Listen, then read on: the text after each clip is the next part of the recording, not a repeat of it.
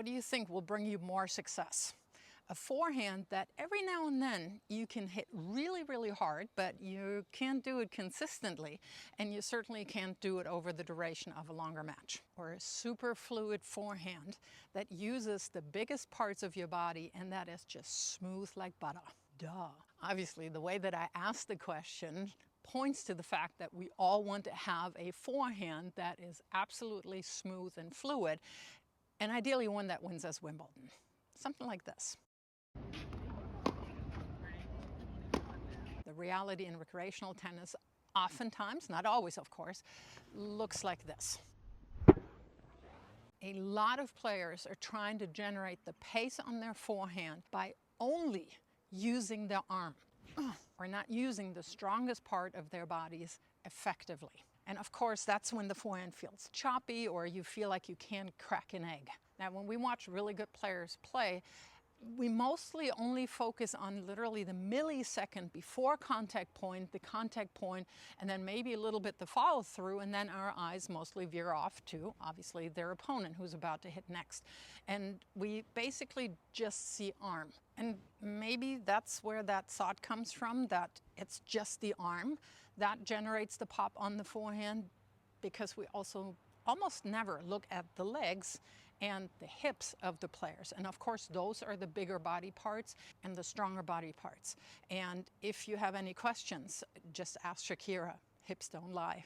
Please don't unsubscribe. Another reason might be that we hear the coaching cue, turn sideways. And of course, that is correct initially. But for every action force, there's a reaction force of equal magnitude, but in the opposite direction. So if I turn my hips, bring my upper body back, I'm loading down and back here to create and store energy. But if I then take out the hip of that movement in the opposite direction, I'll never have as powerful, precise, and controlled forehand as I possibly could have. And of course, we can kiss that smooth part goodbye as well. Maybe it's because we still have that word sideways stuck in our heads that we then don't allow the hip to rotate through, because we'll stay sideways, but nobody told us to uncoil. Or it could simply be that, yeah, we are so focused on how far am I taking the racket back, the grip, where am I making contact, that we're simply not putting the two and two together, that once I coiled, I also want to uncoil.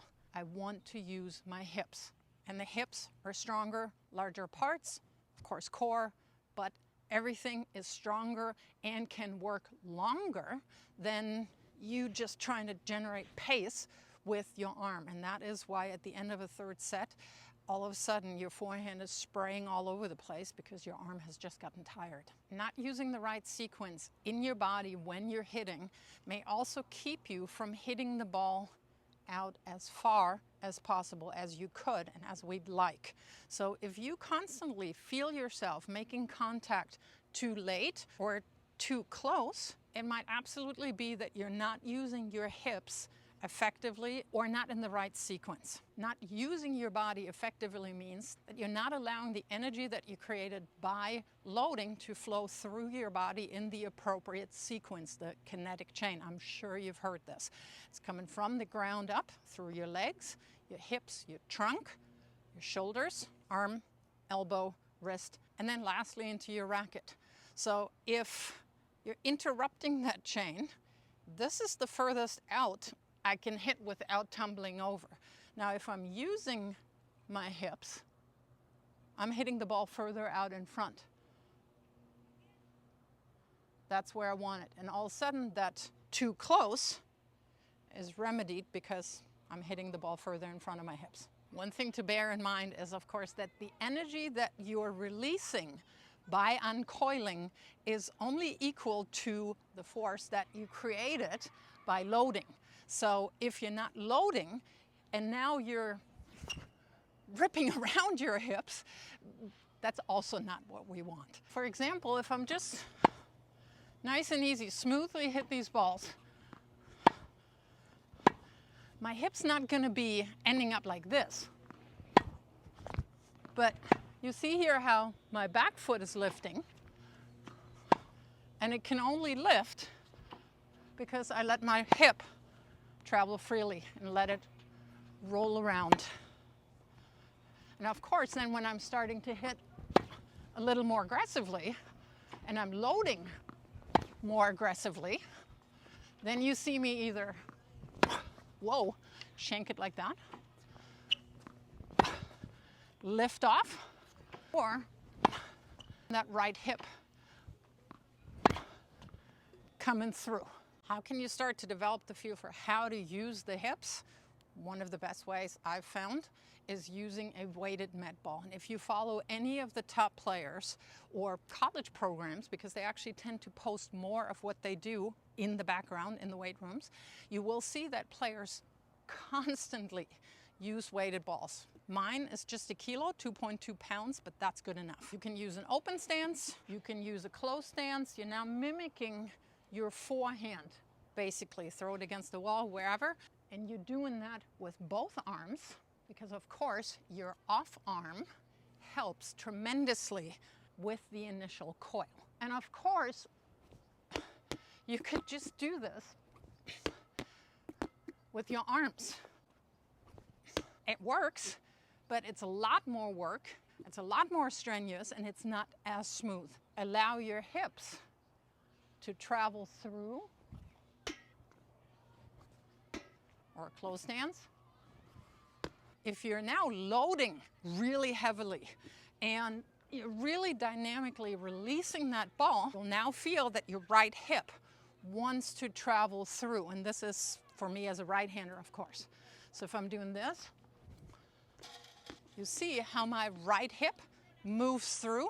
I actually end up with my right foot in front of my left. Let that hip travel through. The good old stay sideways on the shot, that doesn't exist anymore. Another way to get the feel for the hip movement is to use a pull rope. So I just simply fix that in the fence, and again, using both of my arms. Yeah, of course, I could just do this, but I feel like Pinocchio, basically. So this feels a lot more natural, smoother, and I also feel that if I'm moving towards you, I'm increasing the tension here. I can still pull that rope. Next step is to shadow swing. Just feel how you're linking up the right side of your body.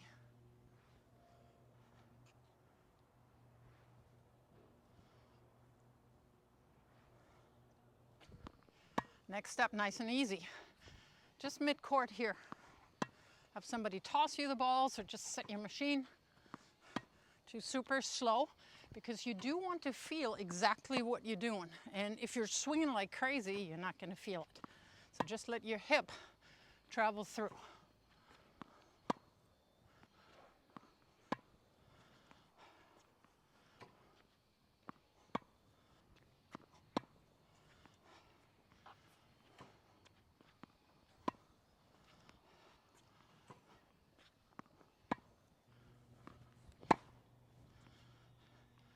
And then lastly, of course, hit some regular forehands. And all you want to go for is smooth. Smooth and relaxed.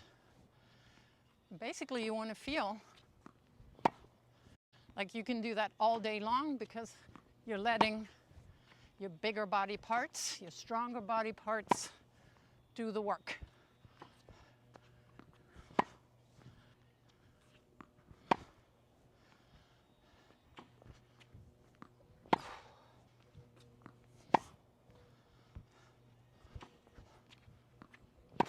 And if you're making more shots, the chance that you're winning more points is skyrocketing. I know, groundbreaking stuff, but if you now want to get a couple more tactical tips on how to use that smoother forehand, go ahead and check out this video.